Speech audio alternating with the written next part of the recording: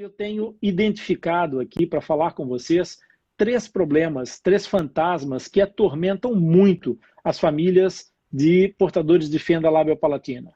Esses três fantasmas são a culpa, o medo e a ansiedade.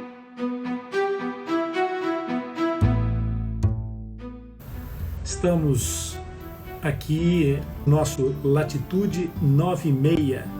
É assim que funciona todas as segundas-feiras. Nós temos um encontro marcado do Atlas Lipcast, hoje para falar sobre parentalidade.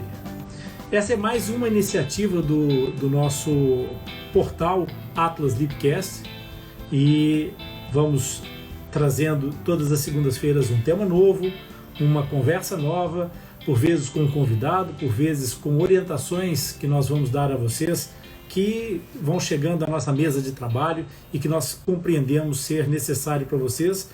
Por isso, sejam todos muito bem-vindos.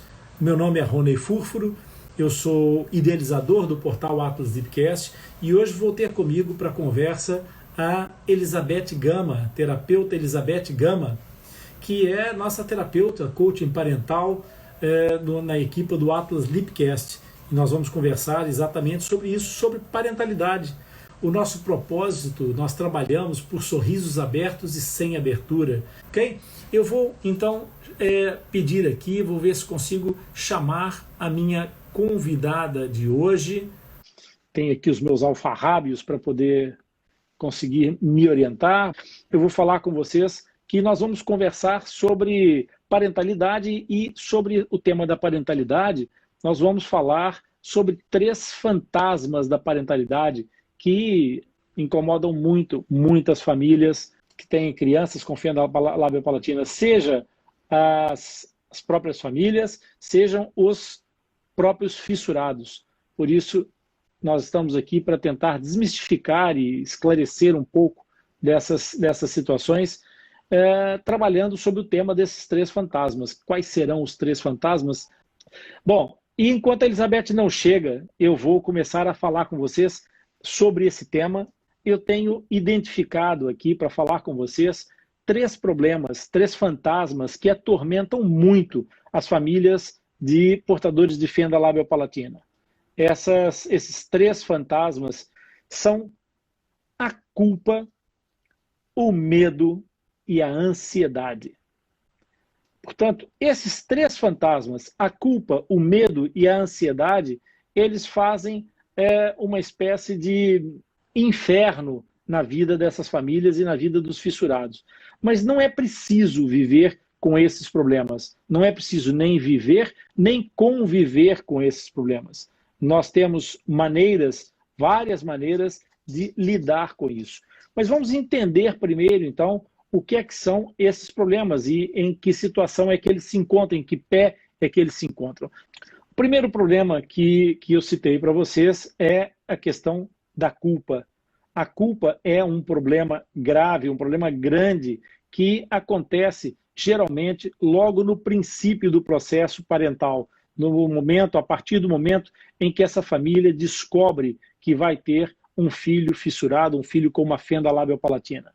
Esse é um momento sempre difícil, é um momento em que as famílias estão com dificuldade. A culpa, ela acaba por estar relacionada no momento do diagnóstico, a partir do momento em que ocorre o diagnóstico, nós precisamos esclarecer aos pais que essa culpa, ela surge muitas vezes de forma insidiosa e ela, na realidade, não é fundamentada, ela não tem lógica nenhuma. E um dos primeiros pontos que acontece na culpa é porque as pessoas têm a tendência a não perceber a diferença entre culpa e responsabilidade. No direito, na linguagem do direito, há uma situação, vamos aqui que eu acho que agora a coisa vai funcionar. Olá! Boa noite, desculpem que eu estava com dificuldade. Estava aqui com dificuldades de internet e depois na adesão. Sim. Que bom. Agora está ultrapassado. Elizabeth, eu já estava aqui a falar, mas vou parar um pouco para te apresentar. A Elizabeth já tinha feito essa indicação, é nossa terapeuta A Elizabeth a Elizabeth é um canivete suíço da terapia. Ela é terapeuta da fala, é coaching parental, ela é técnica em neurofisiologia. Então, a Elizabeth é uma profissional multifacetada e que tenho muita satisfação, muita alegria de ter comigo aqui nesse nosso Latitude Segunda 9h30. Muito obrigado. Elizabeth, eu estava aqui a explicar às pessoas sobre os 3 fantasmas que apoquentam, que esquentam a cabeça das famílias fissuradas, dos nossos fissurados também, que são 3 fantasmas que surgem às vezes em simultâneo, surgem às vezes em tempos específicos, em momentos muito específicos do processo, e que são, como eu já tinha dito, a culpa, o medo e a ansiedade. E essas questões aparecem em determinados momentos, mas elas não precisam ser um tormento eterno na vida dessas famílias. E então eu estava a falar sobre a culpa, Elizabeth, e estava a tentar exatamente dizer que uma das formas de nós identificarmos esses processos e combatermos esses processos é através da informação, de melhorar a informação. E estava nesse momento, quando tu chegaste, a explicar a diferença entre culpa e responsabilidade. E estava a dizer exatamente o seguinte: na linguagem do direito, a culpabilidade de alguém, ela pode ser de 2 formas. A culpa dolosa e a culpa não dolosa. Quando a pessoa tem o dolo, quando ela tem a intenção de cometer alguma irregularidade ou alguma infração, ou quando ela comete uma infração sem ter essa intenção. E isso tem molduras diferentes. E o que acontece no caso das fendas é exatamente isso. Nós não vamos colocar aqui nem infrações, nem intenções, vamos separar em responsabilidade e culpa. Nós somos responsáveis por coisas das quais nós não temos nenhuma culpa, mas eventualmente algumas coisas nós poderíamos ser culpados. E nesse caso, o que é importante os pais e os fissurados perceberem é que aqui ninguém tem culpa. As pessoas podem ter a sua cota parte de responsabilidade, no sentido de responsabilidade involuntária, portanto, não havendo culpa, não há culpabilização que deva ser trazida para cima da mesa. Não deve haver aquelas situações de marido e mulher olharem um para o outro e dizer assim: isto é culpa tua, tu fizeste alguma coisa de errado, ou é culpa minha, será que eu fiz alguma coisa de errado? Portanto, esse tipo de relacionamento não deve acontecer. Como eu dizia, culpa e responsabilidade são coisas diferentes e é muito importante que não haja culpabilização dentro do casal, que no seio dessa equipe, porque o casal é a primeira parte e a parte essencial da equipe. Então, essa primeira parte é muito importante porque é do entrosamento desse casal que nós vamos fazer a amálgama mais importante de todas. Em todas as conversas que nós tivemos nas nossas lives com fissurados, com os nossos pequenos heróis já reabilitados, já com sorrisos abertos e sem aberturas, uma das coisas que sempre foi unânime entre todos eles é dizer que o suporte da família sempre foi muito importante. E esse suporte da família é, obviamente, garantido de que maneira? Ele é garantido exatamente pela unidade, pela tolerância, pela resiliência dessa família. E é exatamente nesse âmbito que nós tentamos que vocês percebam que a culpa não traz nada de útil, mas é preciso perceber e entender as responsabilidades e, se for necessário, escalpelizar e informar-se sobre essas responsabilidades. Saber se há alguma característica genética que traga, de facto, o problema da fenda à tona, eventualmente, para que esta criança possa ser identificada, se for o caso de ter um síndrome, poder ser adaptada ao protocolo de tratamento mais indicado, se for o caso de uma fenda isolada, ser adaptado ao protocolo mais indicado. Portanto, a informação, o conhecimento é essencial. A ignorância é o que mais maltrata as pessoas. Não saber o que se passa é muito mais grave do que ter qualquer problema que tenha sido identificado. Todos os problemas identificados têm tratamento, têm solução, seja por uma via, seja por outra via. há sempre um resultado positivo no final, porque fenda labiopalatina tem reabilitação, ok? Isso que fique bem claro. E nós trabalhamos exatamente por isso. Nós trabalhamos por sorrisos abertos sem aberturas, reabilitação dos pacientes fissurados completa. E é para isso que existe o portal Atlas Ipcast. E é da partilha que também existe entre todas as pessoas que estão no portal Atlas Ipcast e que compõem essa equipa base, que é a equipa de família, a equipa da família que está ligada ao processo de reabilitação, é exatamente aí nesse espírito de comunidade que nós vamos conseguir alguma aceitação e vamos começar a perceber que essas coisas acontecem e não aconteceu comigo. Não há aquela pergunta, por que comigo? Não pode acontecer isso. Não pode acontecer isso e não pode acontecer a culpabilização do outro. Esses pontos são muito importantes. Então, eu convido a todas as pessoas que ouvirem esse vídeo, que assistirem esse vídeo, que ouvirem o nosso podcast, a inscrever-se no projeto, no portal Atlas Ipcast e participar da comunidade Atlas Ipcast.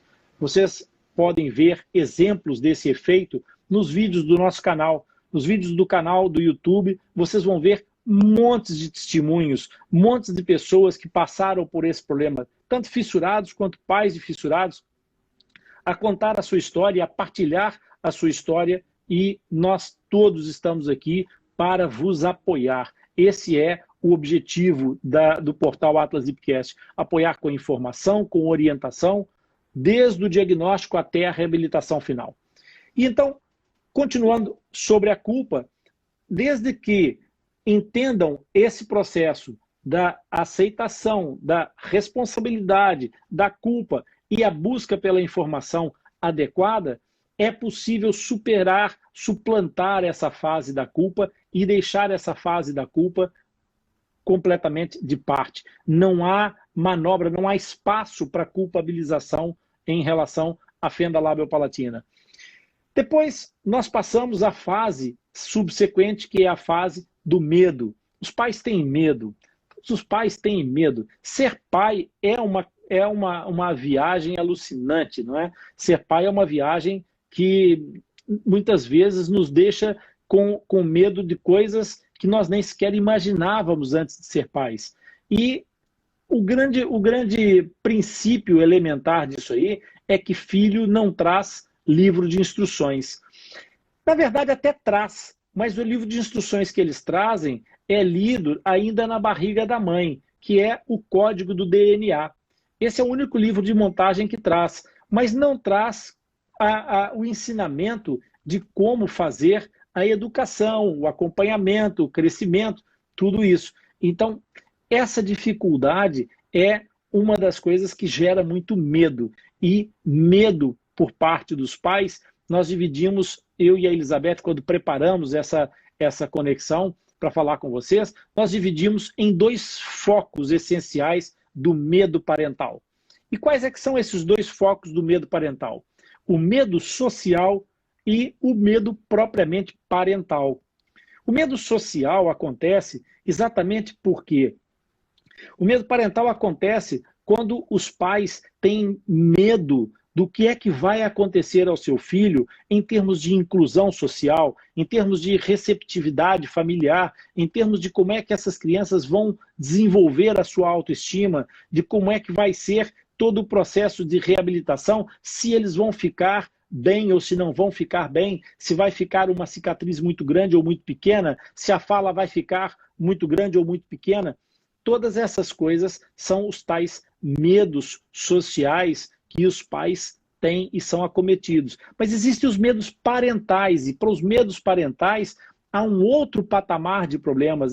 Será que eu vou estar à altura de dar ao meu filho aquilo que ele precisa? Será que eu vou conseguir prover o meu filho os tratamentos que ele vai eventualmente necessitar ao longo da sua vida? E esse medo parental, ele é perfeitamente humano, porque nós temos algumas certezas, mas não temos certezas de tudo. Nós temos muito mais dúvidas do que certezas. E na maior parte das vezes as certezas que nós temos são equívocos de interpretação, porque a vida é feita exatamente de uma sucessão de dúvidas e de um aprendizado constante. E é exatamente aí esse aprendizado que a gente precisa chamar à tona da água para poder falar sobre a fenda labiopalatina. É exatamente sobre esse aprendizado que a gente tem que desenvolver o nosso trabalho para poder superar cada uma das dificuldades desse processo. Então, o primeiro processo para poder resolver o problema do medo social é exatamente o processo de aceitação. O processo de aceitação é assumir que esse problema existe. Nós não podemos ficar escamoteando, escondendo o problema ou tentando fazer de conta que ele não existe. Então, é muito importante que haja a assunção da família de que está aqui uma fenda labiopalatina. E qual é o problema? Não é por ter uma fenda labiopalatina que essa criança tem que ser diferenciada de forma negativa ou sequer de forma nenhuma. Por quê? Porque essa diferenciação ela acontece pelo fato de haver pouca frequência, as pessoas conhecerem pouco. Então, quando as pessoas começam a entender e a conviver com essa realidade deixa de ser extraordinária e passa a ser ordinária, passa a ser comum, então deixa de ser alvo de observação. Eu sempre refiro essa história que a Camila Rocha me ensinou, que a coisa mais importante desse trabalho que nós estamos a fazer hoje em dia, nós e todas as pessoas que trabalham com fenda labiopalatina, de divulgar a fenda labiopalatina, de informar sobre a fenda labiopalatina, é fazer com que amanhã, quando alguém que nunca ouviu falar em fenda labiopalatina, o que não deve acontecer, toda a gente deveria ouvir falar de fenda labiopalatina, mas quando isso acontecer, que as pessoas olhem para uma criança com fenda labiopalatina e não se espantem, porque é só uma diferença, e essa diferença não é uma coisa que deve assustar as pessoas, principalmente porque a atitude dos pais não deve ser de esconder, deve ser de esclarecer e mostrar. Então, esse processo de aceitação da exposição da situação implica, primeiro, uma resolução interna. Implica que todas aquelas situações da culpa tenham sido completamente ultrapassadas. Não há culpa, há uma equipe que vai trabalhar em conjunto. Costas com costas. Vamos tentar aqui convidar a Elizabeth outra vez, que ela parece que conseguiu entrar aí, e a gente vai tentar trazê-la para a nossa conversa. Vamos seguir o nosso raciocínio. Então, como eu estava a dizer, essa situação do medo social, então nós combatemos através de ultrapassar o processo de culpa, nós fazermos o quê? Fazermos com que haja conscientização à volta da criança, primeiro dentro de casa, primeiro de nós próprios pais dessa criança e depois então para o mundo. Então aquela preocupação de como é que vai ser na escola é simples, vai ser abordado pelos pais, são os pais que vão vão chamar os educadores e dizer: o meu filho tem uma fenda labiopalatina, o senhor professor, o senhor coordenador da escola, seja quem for, o diretor de turma, o senhor sabe o que isso é? Não sabe? Então anda cá que eu vou lhe explicar. E esclarecer a essas pessoas: esta criança tem uma fenda labiopalatina. Não vamos fazer de conta que não há nada, porque há uma fenda labiopalatina em reabilitação, em fase de reabilitação. Nessa altura, a criança ainda não está completamente reabilitada. E ela poderá ter algumas nuances do seu desenvolvimento, do seu trabalho, do seu aprendizado, nos exercícios que tem eventualmente que fazer, de leitura na escola, o que quer que seja. E isso tem que ser considerado pelos professores. Então, esse medo da inclusão social, os pais podem vacinar. De que forma? Abordando eles o tema, tendo eles a iniciativa de abordar esse tema. E, da mesma forma, deve acontecer isso em relação à família. É muito importante que a família, e a família não é o núcleo familiar, a família é a família alargada, os pais, os tios, os avós, os cães, os cachorros, os periquitos, os papagaios da vizinha, toda a gente deve saber, essa família alargada, hoje em dia as famílias são muito mais complexas do que eram há umas décadas atrás, e então nós temos hoje famílias alargadas, então toda a gente deve estar informado, toda a gente deve estar familiarizado com a fenda labiopalatina. Oh, já está. Consegui. Já está. Conseguimos. Está muito conseguimos. difícil isto aqui. Mas agora já conseguimos. Então, Elizabeth, eu estava acompanhando aqui o raciocínio. Eu consegui acompanhar, eu estava a ouvir, não estava era a conseguir entrar. Sim. Ok.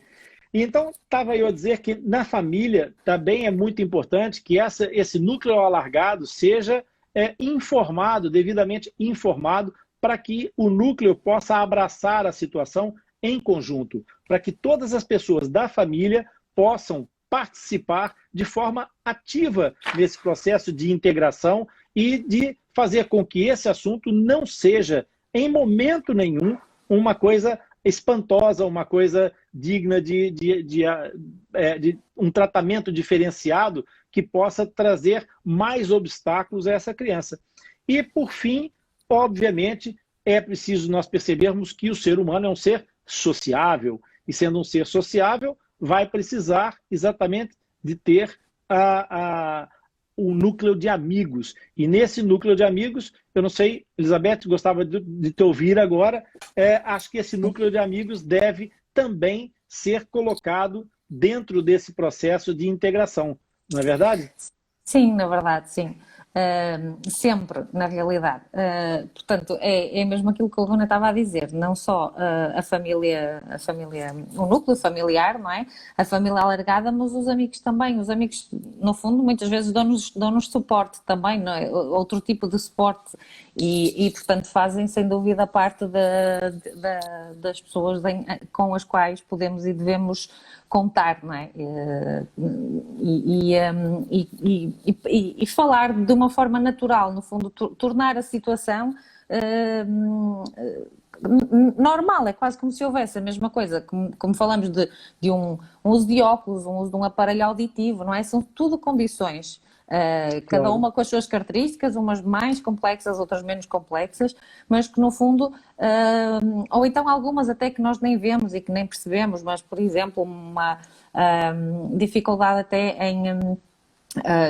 que existem em várias crianças, dificuldade de concentração ou de outra coisa qualquer, mas tornar isto no fundo um tema do qual se possa conversar, sem muitos tabus, explicando o que é, se os amigos não conhecerem também, dando a conhecer a informação fidedigna que temos e assim também muitas vezes os amigos acabam por, depois de nós falarmos de, olha, até no outro dia encontrei esta pessoa, encontrei esta informação, vê lá, vão-nos dando alguma sugestão e suporte, e isso é essencial também para a família, para no fundo entrar nesta normalidade, digamos assim, porque como o Rony disse, e bem, não é? Isto a partir do momento em que uma criança nasce, independentemente daquilo que é com a condição que vem, é o que não é a realidade que temos ali, é a partir daí que nós temos que trabalhar e sem criar muito, andarmos muito à volta do se não fosse assim, ou se fosse de outra forma, nós não temos outra forma.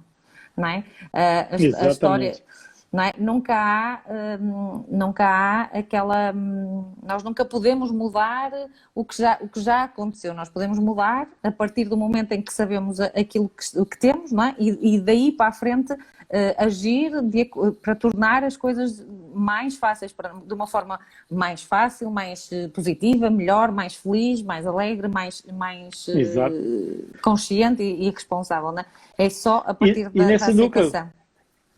E nesse núcleo de amigos, Elizabeth, eu estou a lembrar de situações que os pais podem compreender a importância disso, porque, repara, o meu filho quer ir dormir na casa do coleguinha. Isso é uma coisa que acontece muitas vezes na infância. Quer ir dormir na casa do coleguinha, mas o meu filho tem uma fenda, o meu filho tem que fazer massagem, o meu filho tem que lavar o nariz, o meu filho tem toda uma rotina muito especial.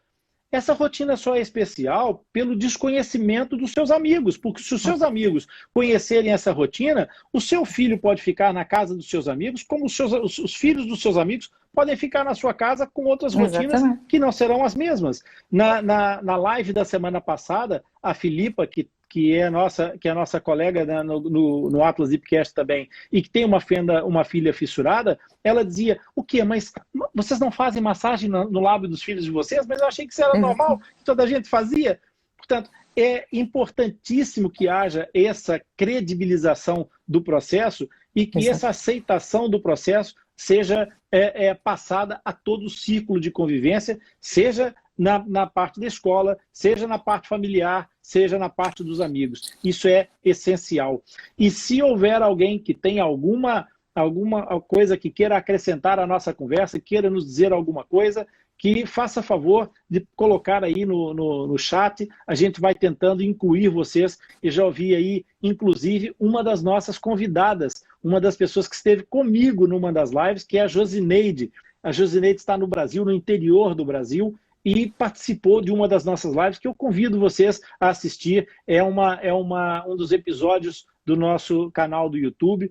Vão lá assistir essa live, que é uma live muito interessante, onde a Josineide, que é uma fissurada do palato, que não tem fenda labial, ela conta para nós e vem numa coisa bem de encontro àquilo que nós tivemos a falar há muito pouco tempo, hoje na nossa live, que é a importância da família nesse processo. A família é o primeiro elo. É o primeiro elo da cadeia, não é? Exatamente. Sim, e é um depoimento muito bom da Josineide, sim, é recomendável. A Josineide teve a dizer que sempre que tem alguma dúvida é ao Atlas Lipcast que recorre para esclarecer as suas dúvidas. É muito bonito isso. E eu tenho a satisfação de perceber que o Atlas Lipcast começa a cumprir os seus objetivos quando pessoas que nem sequer estão ligadas ao mundo das fendas, ao aquário das fendas, começa a ser frequente nas nossas lives, como é o caso, eu já vi aqui passar o nome da Marisa. A Marisa não tem filhos com fissuras e ela tem sido muito frequente nas nossas lives. E esse exemplo é muito importante, Elizabeth, porque, na realidade, a fenda labiopalatina ela é tão possível de acontecer em qualquer família, em qualquer gestação, que as pessoas todas deveriam, pelo menos, saber que essa malformação existe, você não acha? Sim, até que é uma das malformações congénitas mais frequentes até no nascimento e, portanto, e mesmo é essencial que era bom que fosse um conhecimento cada vez mais partilhado, não é? Há muitas coisas que nós falamos sobre fenda labiopalatina e mesmo orientações. Há pouco estava a dar o exemplo da Filipa que falou da massagem labial. Nós, por exemplo, recomendamos e é altamente reforçado por nós, por exemplo, a higiene oral e que é tão essencial para um bebê de fenda como para um bebê sem fenda, para remover todos os restos de leite após a alimentação, a amamentação ou ao biberon, não é? Para que depois aquele leite que azeda na boca, que vai ficando ali, se não é removido, pode provocar, não é? Depois as cólicas intestinais e tudo isso. E, portanto, são cuidados, muitas vezes, que nós, todos os cuidados que nós recomendamos a um bebê com fendas, quase todos os bebés sem fenda poderiam e deveriam tê-los, exatamente, tirando a parte da fenda. Mais específica da fenda, exatamente, mas quase tudo o resto é perfeitamente foi realizado, posso dizer, e isto por experiência própria foi realizado pelas minhas filhas, que também não têm fenda, não é? Toda essa testemunho da primeira pessoa. Exatamente. Exatamente. Eu próprio, as minhas filhas sempre fizeram higiene oral, as minhas filhas desde que nasceram, e cá em casa não havia problemas desses. Tenho filhas zero cárie, tenho filhas que não tiveram qualquer tipo de problemas com cólicas, com noites mal passadas. Portanto, o que não exime os pais de outras dores de cabeça. Vocês têm que descansar. Só não precisam fazer escala disso. Não é preciso acumular problemas. Os filhos encarregam-se sozinhos de arranjar a dor de cabeça para os pais. Portanto, não é preciso vocês ajudarem deixando lá sujidade, leitinho azedo naquela boquinha. Portanto, não vale a pena. Continuando, então, sobre o medo, em relação ao medo social essa fase fica ultrapassada. No medo parental há uma questão um pouco mais mundana, um pouco mais realista em termos de palpável, de concretizável, que é exatamente a questão do suporte que os pais têm medo de eventualmente não conseguir fazer frente. Muitas vezes os pais podem ter receio de não ter capacidade econômica para fazer frente a determinadas coisas, porque nem todo o trabalho que é realizado, por vezes, consegue ser suportado no Sistema Nacional de Saúde, no Brasil, o SUS. Portanto, nem sempre isso é possível. Por vezes, os centros de tratamento que existem e estão espalhados um pouco por todo lado, mas às vezes não são equipas completamente integradas. Por vezes, essas equipas mudam demasiado os seus elementos e acabam por ter uma menor capacidade de integração dos processos do protocolo da fenda labiopalatina. E, às vezes, os pais podem temer chegar ao momento de fazer frente a esta ou aquela situação e não conseguir ter capacidades para isso. Então, uma das questões que a gente pode sugerir a vocês é que pais de crianças portadoras de fenda labiopalatina ajam como os pais de crianças não portadoras de fenda labiopalatina. Ou seja, quando vocês sabem que o vosso filho vai ter, ou que vão ter um filho, podem procurar fazer um seguro de saúde. Se isso acontecer durante a gestação, vocês vão ter o seguro de saúde apto a responder a todas as situações que ocorram depois do nascimento. E isso inclui as situações de tratamento das fendas labiopalatinas. Se vocês na verdade, fizerem...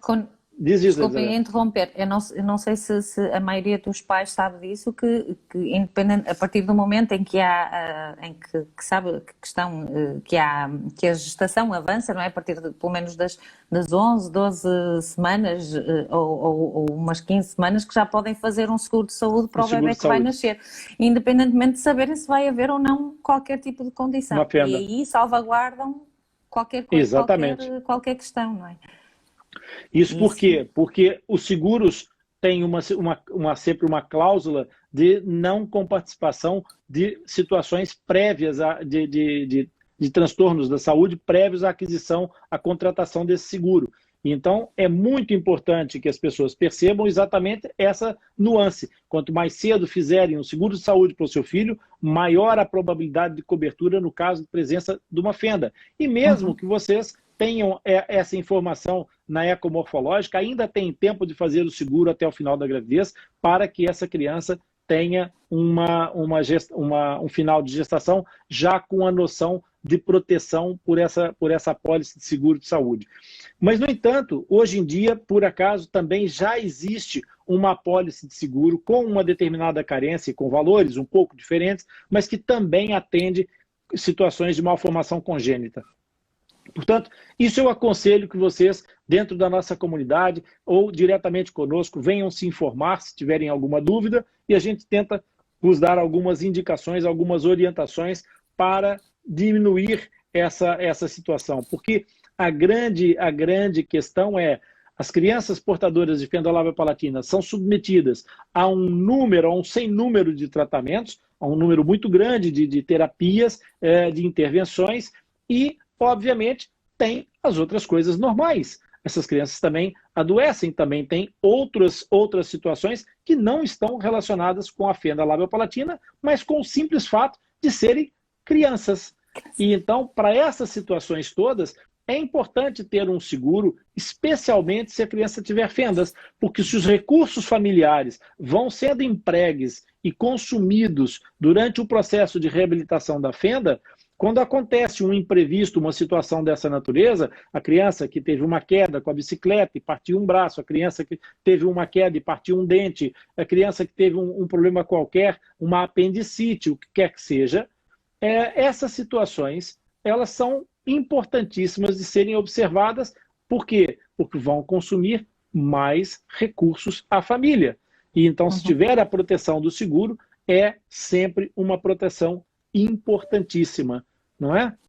Sim, e eu aqui, Rony, em relação ao medo parental, eu gostava de salientar que, além do que já foi falado e desta questão de ter possibilidades económicas para assegurar muitas das terapias, não é? Porque também, muitas vezes, nem sempre o Serviço Nacional de Saúde responde às necessidades, não é? Há também um outro medo que os pais trazem muitas vezes, um outro fantasma que vem aqui no medo, além do medo social, é também o medo de será que eu vou ser capaz de cuidar da criança, não é? Na altura da amamentação, logo quando o bebê nasce, será que eu sou capaz, será que a criança vai conseguir mamar ou até beber leite de biberon, não é? Será que nós somos capazes de cuidar da criança, não é? Isso. E também, e muitas vezes algum medo que também existe será que eu vou ser capaz de aceitar esta condição da criança, não é? E tudo isto são fantasmas que vão surgindo e pairando e que nós fomos sempre lidando nas consultas de grupo com estes medos que os pais transmitiam, e isso é muito importante também que façam chegar aos profissionais as suas questões, os seus medos, não é? As suas dúvidas, os anseios, tudo para que possam ser esclarecidos e depois orientados também nestas situações. Essa questão eu até separaria mais um pouco para a gente poder trabalhar um pouquinho essas duas informações que são muito importantes, Elizabeth. A primeira que tu referes em relação ao medo do será que eu vou ser capaz? Eu não sou capaz de fazer coisas que são difíceis. Eu sou capaz de fazer aquilo que eu sei. E esse é o grande problema. A maior parte dos pais de crianças fissuradas não é médico, não está ligado à área sequer. E então a questão é, como é que eu vou cuidar do meu filho, da minha criança fissurada, sem ter os conhecimentos? Vocês não têm que ter o conhecimento, vocês têm que ter uma equipe de suporte. Exatamente. Vocês têm que ter um grupo que vos proporcione a informação e o conhecimento e a resolução das dúvidas e das perguntas de todas essas questões de forma satisfatória, de forma simples, de forma acessível, descomplicada, que é exatamente isso que o Atlas Hipcast vai fazer e que nós temos. A Elizabeth falou aqui numa consulta de um grupo de profissionais, a nossa consulta ela é multidisciplinar, simultânea, e nós fazemos essa consulta sempre à disposição de todas as pessoas que necessitarem de orientação e de alguma explicação. Essa consulta ela é multidisciplinar, estão lá especialistas de diversas áreas e estão lá exclusivamente para vos orientar, para vos esclarecer, para vos dar exatamente esta vacina para o medo parental, que é o medo do será que eu vou ser capaz? Não são só vocês que têm que ser capazes, a equipa tem que vos dar suporte para que isso aconteça. No caso da amamentação, será que eu vou amamentar? São as terapeutas da fala que vão orientar e que vão te ajudar a aplicar as estratégias, e são muitas estratégias possíveis para lá chegar, sempre com a noção de que não é obrigatório. Não tem que ser, o resultado é a nutrição do bebê e não a amamentação no peito. Portanto, o resultado final é, o bebê tem que ser nutrido. Se vai ser no peito ou se vai ser na alimentação externa, auxiliada, não importa, a criança tem que alimentar-se. Agora, é desejável que seja no peito materno por todas as razões. Certo, Elizabeth? Exatamente, não só as razões nutricionais, não é? Que até são as mais conhecidas, não é? Do aporte que o leite materno traz à criança, nomeadamente em termos de vitaminas e sais minerais, de hidratação e também em termos de sistema imunitário, mas também depois aquelas que nós profissionais que trabalham com venda labiopalatina também damos muita importância e que na realidade, e mais uma vez, que é importante não só em bebés com fenda labiopalatina, mas no geral, que é todo o desenvolvimento da estrutura oral do bebê, não é? Portanto, da musculatura, da arcada dentária, do desenvolvimento do crescimento ósseo, não é? Da mandíbula, e tudo isso, a amamentação ao peito tem mais vantagens, digamos assim. De qualquer forma, quando não é possível, e acontece, lá está, mais uma vez, em bebés com fenda e em bebés sem fenda, não é? Quando não é possível, e nós temos é preciso salientar sempre isto, que a principal questão a ter em conta é a alimentação, é o crescimento, não é? Portanto, quando não é possível, é feito com biberons adaptados ou com outro tipo de soluções que existem, e existem estratégias sempre para tudo, e não é por isso também que não há aquele, porque também se fala muito hoje em dia de não amamentar, não há aquele aconchego, aquele o dar e receber daquele amor, e isso não existe só com o peito, não é? Não existe quando damos alimentação à colher, quando damos alimentação com biberon ou com outra coisa, com outro sistema qualquer de ajuda, não é? Porque há o nosso cuidar, há o contacto sempre com a criança, nós damos o biberon ou damos a colher, e há o receber pela parte do bebê, há o nós percebermos se o bebê está satisfeito, se está a conseguir mamar e a comer bem, e por exemplo, sem ficar com falta de ar ou a respirar mal. Tudo isso é o cuidado da alimentação, que acontece quando é ao peito e acontece quando é ao biberon ou com uma colher ou outra coisa, outro instrumento. Alimentar é mais do que prover nutrição, não é, Elizabeth? Muito mais, prover muito amor mais. Também, não é? Prover amor, exatamente. E o amor também nutre, não é? E o amor exatamente. Também nutre. E esse nutre de uma maneira absolutamente, não é? Exatamente, sim. Imperativa. Arrebatador, é verdade. Exatamente. Incomensurável. Exatamente. Podemos passar aqui a noite. É verdade. Amor e afeto, uma das coisas que hoje em dia está sendo tão posta de lado é a questão do afeto. É preciso que a humanidade tenha a sapiência e a tranquilidade para recuperar isso depois de toda essa experiência louca que nós estamos a viver. O afeto vai ser o grande trunfo da humanidade para sair do processo em que nós nos metemos. Mas, continuando para os nossos objetivos, então, nós falamos sobre culpa, falamos sobre medo. Antes de passar para a ansiedade, eu queria saber se daquilo que tu ouviste, Elizabeth, em relação à culpa, ficou alguma coisa que tu gostarias de acrescentar? Em relação à culpa, foi a parte que eu ouvi menos, foi logo no início, mas foi no início. Foi logo no início. Ouvi a parte de falar da culpa versus responsabilidade, não é? E que a informação, efetivamente, de percebermos que no caso das fendas ou de qualquer outra condição, seja ela qual for com que nascem os bebés, os pais são efetivamente responsáveis porque estão a gerar a criança, mas não têm culpa do que é que depois, não é? Depois de gerar, nós entregamos à natureza, na realidade, não é? E aí a natureza segue o seu curso, e aquilo que acontece a seguir, e muitas vezes são estas malformações, é o curso que a natureza seguiu naquela situação. Não é? Portanto, não há uma responsabilização, digamos assim, uma culpa, não é? Uma culpa dolosa, como dizia, exatamente. Não é? Não há intenção de provocar dano, não é? Exatamente.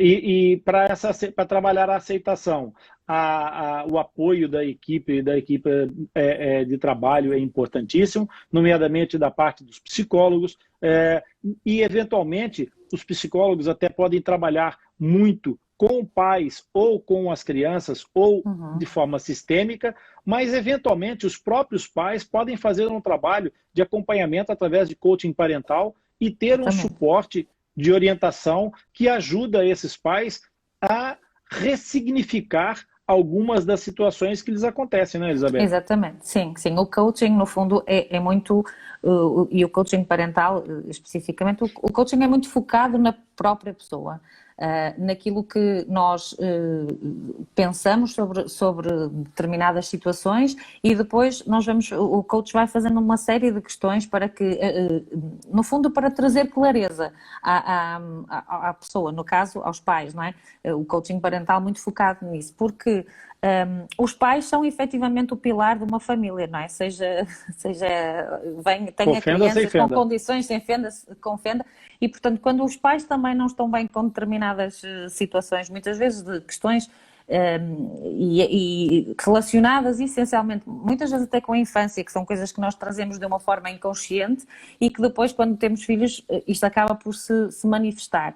E, portanto, os pais podem fazer este trabalho de clareza, de trazer clareza também à sua forma de educar.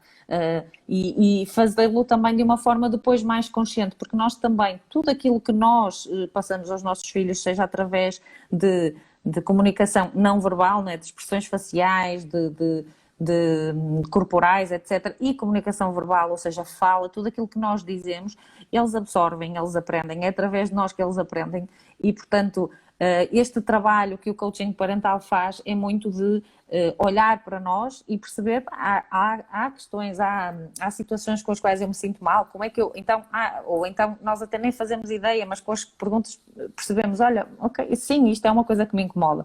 E a partir daí fazemos um processo de olhar para as coisas, lá está a primeira questão, aceitar é o que é, não é? É a realidade que temos e agora o que é que podemos fazer para melhorar, para levar isto para um outro caminho, um caminho mais fácil, Exato. Mais tranquilo, mais feliz, que é aquilo que todos os pais também querem.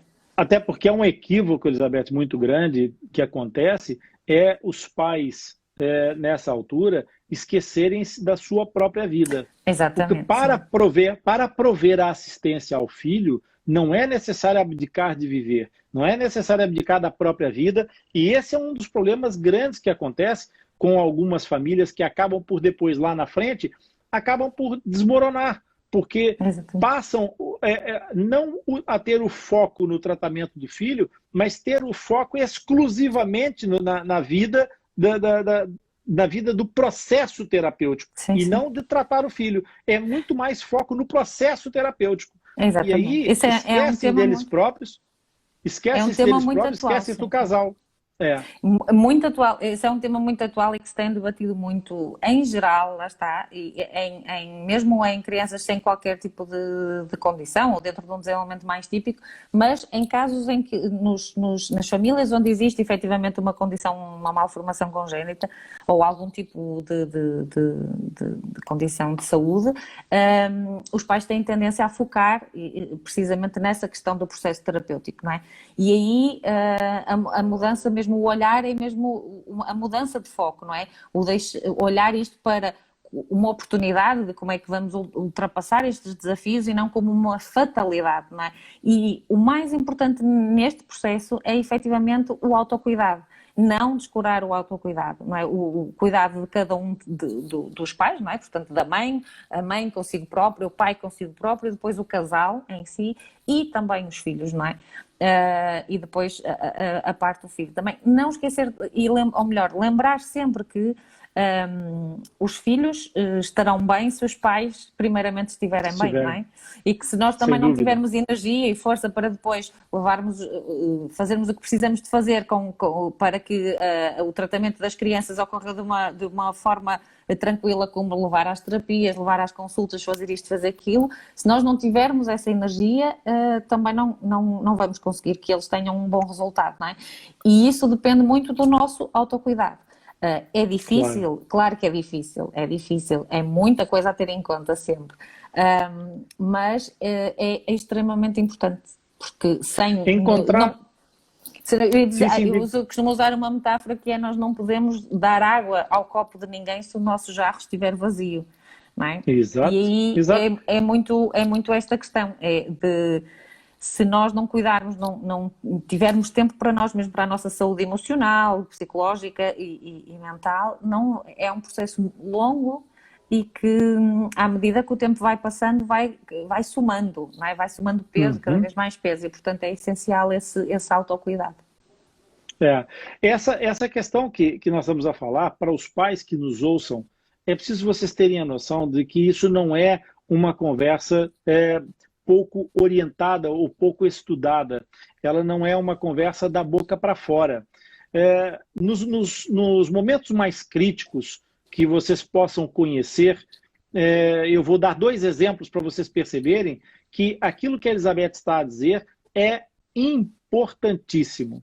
Eu vou dar um exemplo muito simples. Se vocês estiverem a fazer uma viagem de avião e sofrer uma despressurização na cabine, vai cair uma série de máscaras de oxigênio para vocês respirarem. Quem é que põe a máscara primeiro? É o seu filho ou é o senhor que está a ouvir, a senhora que está a ouvir? Quem põe primeiro a máscara é o pai, e só depois é que atende o filho.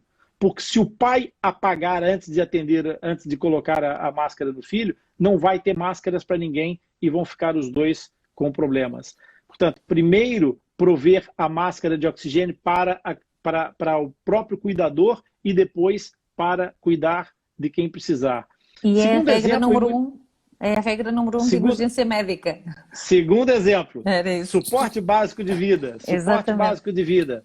Qual é a primeira regra do suporte básico de vida? A primeira regra do suporte básico de vida não é a identificação da vítima. A primeira regra não é chamar socorro. A primeira regra é verificar se há condições de segurança para prestar socorro. Porque se não houver condições de segurança para prestar socorro, nós vamos ter 2 vítimas ao invés de uma. Por isso, está esclarecido, pais, tomem atenção com isso. Zelem muito para a vossa saúde também, porque sem saúde emocional, isso não vai ser possível passar para o vosso filho, que vai precisar muito dessa saúde emocional familiar. É muito importante que haja saúde emocional por parte dos pais para que essa saúde possa eventualmente servir aos seus filhos. E, continuando aqui, diz Elizabeth. E dizer que que eu disse há pouco que muitas vezes que não é fácil, é verdade, não é? É uma série de coisas, mas esta saúde emocional conquista-se com pequenas coisas, com pequenas situações, seja uma caminhada, uma conversa com os amigos, um jantar fora, um café, não é? O falar ou ler um livro, ter tempo para ler um livro, para um banho mais demorado, o que quer que seja, são pequenas coisas no dia a dia, ter tempo para si próprio, individualmente, e depois também terem tempo para o casal, para poderem conversar um bocadinho todos os dias, só os dois também. Ou eventualmente uma saída, sendo possível, e tendo esse apoio, não é, de outra família, também o casal poder ter esse tempo de saída, e tudo isso somado vai-nos dar são os balões de oxigênio que nós no dia a dia vamos recebendo, para que depois, com o passar do tempo, a carga não vá ficando tão pesada, não é? E consigamos manter essa saúde psicoemocional, efetivamente.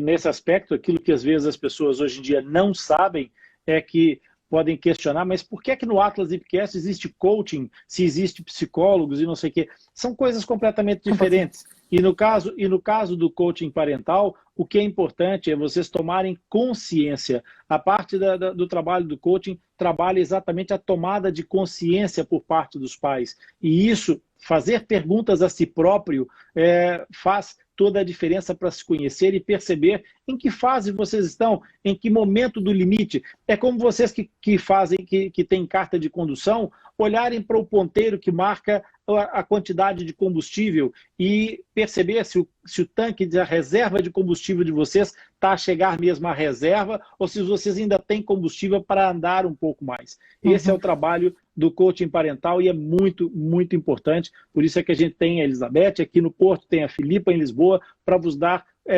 exatamente esse suporte, esse apoio, sendo que todo esse processo de autoconhecimento poderá ser completamente revertido para benefício exatamente da criança, para que essa criança tenha um ambiente satisfatório. E esse aspecto obviamente, falar sobre o autoconhecimento vai ajudar a controlar o terceiro fantasma, o terceiro e último fantasma da nossa noite, que é a ansiedade. Né, Elizabeth? Verdade. A ansiedade, ela acontece, a ansiedade em relação à temporalidade dos tratamentos, ela acontece em relação aos resultados do tratamento. Será que vai acontecer? Se não vai acontecer? Como é que é? Mas por que demora tanto? O que é que acontece agora? Todo esse processo de expectativas que gera todo um tratamento que, como algumas pessoas sabem, mas outras eventualmente não saberão, o tratamento de uma fenda labiopalatina pode começar no processo de diagnóstico, portanto, pré-natal, e pode ir até por volta dos 25 anos. Portanto, uma reabilitação completa, um sorriso aberto e sem aberturas pode levar 25 anos a construir. Uma fala compreensível perfeita pode levar 25 anos a construir. Por isso, é importante saber gerir a nossa expectativa para exatamente trabalhar com níveis de ansiedade que não façam o consumo do nosso combustível emocional aumentar demasiado. Porque sem combustível emocional, nós não vamos ter uma família estável, estabilizada, não vamos ter um ambiente saudável para ajudar o nosso filho a superar todas as fases terapêuticas que tem pela frente. Então, essa questão do tempo é muito importante e, mais uma vez, passa muito por um desenvolvimento pessoal. Nós nos conhecermos, sabemos como gerir as nossas expectativas, não é não? Sim, é isso, e a informação, que é transversal a todos aos três fantasmas, a informação de entender o que está a acontecer, não é? Perguntar, tirar as dúvidas, todas as dúvidas que existam, não é? Porque muitas vezes os pais perguntam, e agora quando é que é a próxima cirurgia? E agora o que é que vamos fazer? E depois desta cirurgia qual é a seguinte? Não é? E este querer prever o futuro, aquilo que nós mães dizemos muitas vezes nas consultas é uma coisa de cada vez. Agora é esta cirurgia, não é? A próxima vamos ver, não é? Vamos ver o que é que acontece, como é que é o desenvolvimento da criança. Nós não sabemos, é a mesma coisa que não sabemos, começou agora a gatinhar, quando é que vai começar a andar? Não sabemos, vai depender do que é que a criança vai, dos estímulos que a criança tiver, daquilo que ela vai querer também ir atrás, não é? E portanto, esta ansiedade que se gera, no fundo estes três medos, eles não, como o Rony disse no início, eles não são faseados, não são hora um, hora outro, não é? Muitas vezes vão acontecendo, não é? Vão acontecendo todos ao mesmo tempo, ou surgem todos ao mesmo tempo, ou vão surgindo por fases, mas são tudo a primeira e principal forma de combater os três medos é a informação. A informação fidedigna, correta, com os profissionais que trabalham na área e que nos podem prover toda essa em termos de possibilidades, de expectativas, de suporte, dar todo esse suporte. E depois esta questão de, mais uma vez, do autocuidado, não é? Aqui na ansiedade, muito importante estarmos a fazer esta medição de ansiedade. O que é que me incomoda? Por exemplo, ao pai pode incomodar o facto do filho ter que passar por cirurgias e a mãe pode ser... gera ansiedade. Né? Gera ansiedade. A mãe pode ser pelo facto de ter que pôr um aparelho dentário ou como é que eu vou conseguir mexer na boca no pós-cirurgia? E tudo isto é importante que vá sendo transmitido aos profissionais para que possam ter a informação correta, desmistificar receios, por exemplo, de que não há problema depois do passado, por exemplo, o timing da cicatrização, em fazer massagem na cicatriz, não é? Em fazer a higiene oral, que vai implicar com que nós tenhamos que mexer na fenda, mesmo quando eles nascem e que têm, por exemplo, a fenda ainda, o palato aberto, e podemos lá fazer a higiene, não é? Com o dedinho, com os devidos cuidados, com toda essa informação, e isso, a equipa vai dar esse suporte, não é? E depois, mais uma vez, a questão do mudar o foco, o não olhar para isto como uma fatalidade, não criar expectativas de como é que vai ficar. Muitas vezes as pessoas também pesquisam muito na internet e vão encontrando no Google, nós encontramos de tudo e às vezes encontramos do melhor ao muito mau, ao pior. E portanto isso também vai gerando ansiedade, porque cada criança é uma criança e com esta criança pode ser um processo muito rápido e fácil e outra criança com uma fenda semelhante não ser exatamente a mesma coisa, não é? Portanto, essa criação de expectativas e o coaching trabalha muito isso de olhar etapa a etapa, olhar fase a fase, aquilo que temos no presente e o que é que precisamos para resolver aquilo, obstáculo a obstáculo, não é? Cada obstáculo é um tempo, é um trabalho e, portanto, cada desafio vai ter as várias formas de nós conseguirmos ultrapassar e chegarmos a bom porto. E a ansiedade é controlada, o trabalho para a ansiedade é muito este, de primeiramente este autocuidado, depois também um trabalho muito de tentarmos de uma forma mais ecológica e natural controlar isto, portanto, e com aí temos o coaching, temos, por exemplo, a meditação, que já mais que comprovada pela ciência daquilo que faz, por exemplo, em relação a combater o stress e a ansiedade. Até existem já programas criados por centros médicos, não é, dos Estados Unidos, como por exemplo o MBSR, o Mindfulness Based Stress Reduction, que foi criado pelo John Kabat-Zinn, são programas precisamente criados por este trabalho de ansiedade e redução de stress. O yoga, por exemplo, para algumas pessoas, claro que isto depois, caso a caso... A própria espiritualidade. Exatamente, claro, a fé, seja ela numa igreja, numa outra questão, não é? Numa outra situação, não necessariamente ligada a uma religião, não é? Mas a espiritualidade... Não necessariamente. Exatamente. E, portanto, tudo isso são formas mais ecológicas de lidarmos com a ansiedade, não é? E de podermos viver com estes medos, com estes receios, mas percebermos que fazem parte do processo e conseguirmos ultrapassar. Quando também percebermos que as coisas estão um bocadinho, lá está, o tal medidor, o tal termómetro, estão a ficar um bocadinho mais difíceis, então recorrer à ajuda médica necessária, não é? Ou medicação indicada pelos médicos de especialidade, ao psicólogo e tudo mais, psicoterapia, tudo aquilo que possa ajudar neste processo. Exatamente. Lançar mão de todos os recursos. Eu até queria fazer uma coisa. Nós temos aqui algumas pessoas na nossa live que são pais de crianças fissuradas. Nós falamos de três fantasmas, a culpa, o medo e a ansiedade. Algum dos pais que está aqui presente, escreve aí nos comentários, vocês têm algum outro fantasma que vos infernizou durante algum tempo? Ou algum desses fantasmas que nós elencamos, qual foi o pior? Qual dos três fantasmas foi o pior na sua trajetória até esse momento?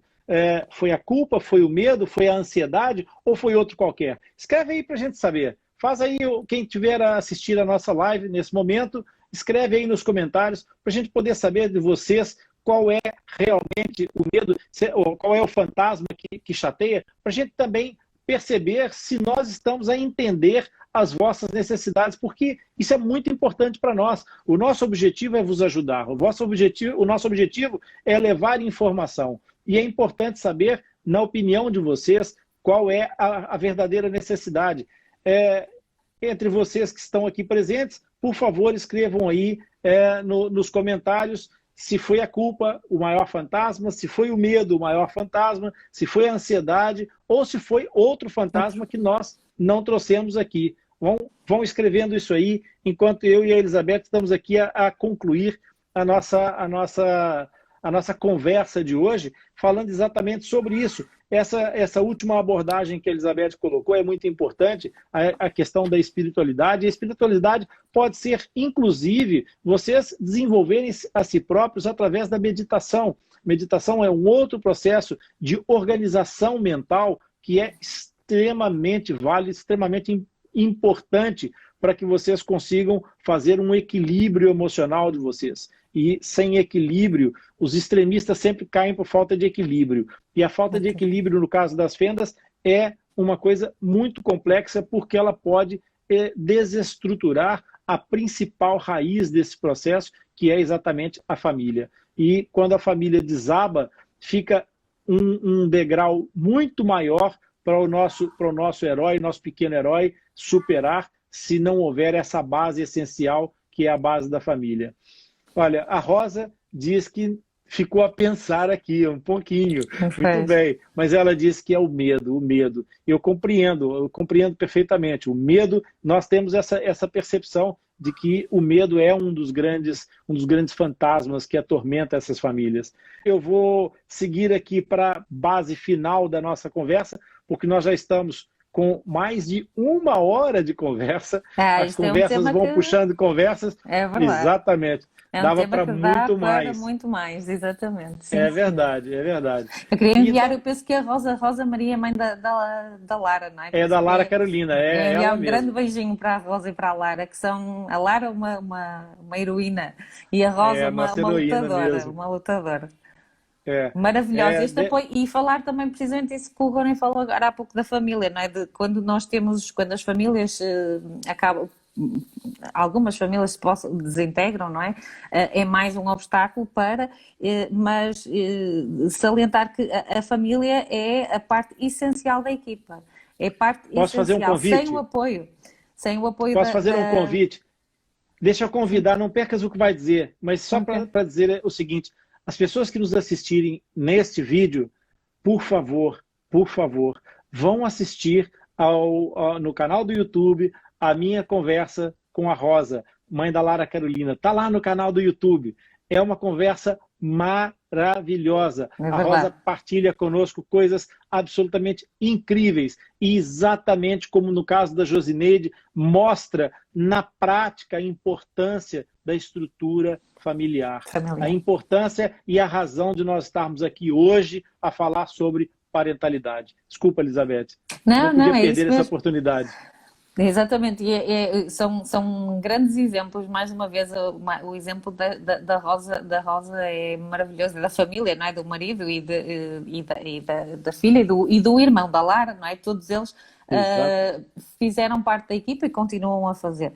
As famílias fazem, se não houver esse envolvimento da família, não é? Que é o principal suporte da criança, é impossível nós conseguirmos também, nós como profissionais, levarmos o trabalho a bom porto, não é? E conseguirmos fazer aquilo que fazemos com muita dedicação, amor também da nossa parte e profissionalismo, este trabalho de reabilitação.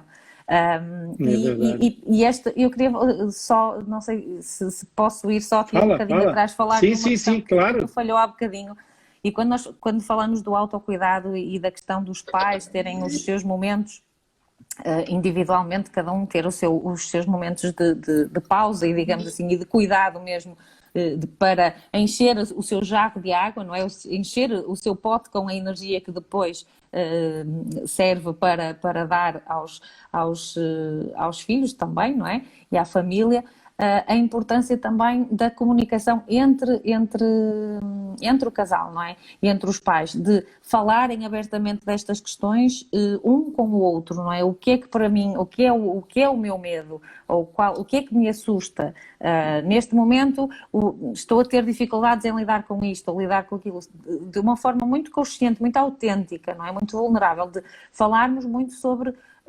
e é isso que a parentalidade trabalha muito, no ramo da parentalidade consciente, falarmos muito deste olhar para dentro e também verbalizar àqueles que nos são próximos. E isto no casal é extremamente importante, de focar-se naquilo que sente e não naquilo que acha que o outro quer ouvir. Eu não vou dizer isto porque a minha mulher pode achar que agora não estou a ser um bom pai, ou o meu marido pode achar que eu já não vou conseguir fazer isto. Não, dizer, eu sinto isto, eu tenho medo disto, não é? Ajuda-me, não é? O que é que achas? O que é que sentes tu, não é? E começar a fazer estas partilhas, estes pontos, para que depois o casal também fale e trabalhe, cada um trabalhe os seus medos, em conjunto cheguem também a algumas soluções e depois falem a uma só voz também e trabalhem para o mesmo lado, não é? E isso é essencial neste trabalho, não é? Que é neste processo longo de reabilitação da fenda. Muito bem. No fundo, aquilo que a Elizabeth está chamando a atenção faz-me lembrar uma expressão que eu utilizo muitas vezes. As relações dos casais, elas devem ser para multiplicar as alegrias por 2 e dividir o trabalho por 2. Portanto, tem essas duas vertentes importantes. E a gente vai chegando ao fim do nosso Lipcast. Vamos chegando ao final do nosso Latitude de hoje, segunda, 9h30, agradecendo a Elizabeth. Elizabeth, obrigada, muito obrigado. Mais uma vez. e foi um gosto participar e como tem sido sempre trabalhar com estas famílias e estas crianças com fendas e com todos estes profissionais que compõem a equipa. Pessoal, bem-aja, fiquem todos muito bem e a gente vê-se na próxima segunda-feira. Obrigada, bem-aja. Vem participar dessa comunidade? Atlas Lipcast, um projeto de informação feito à tua medida.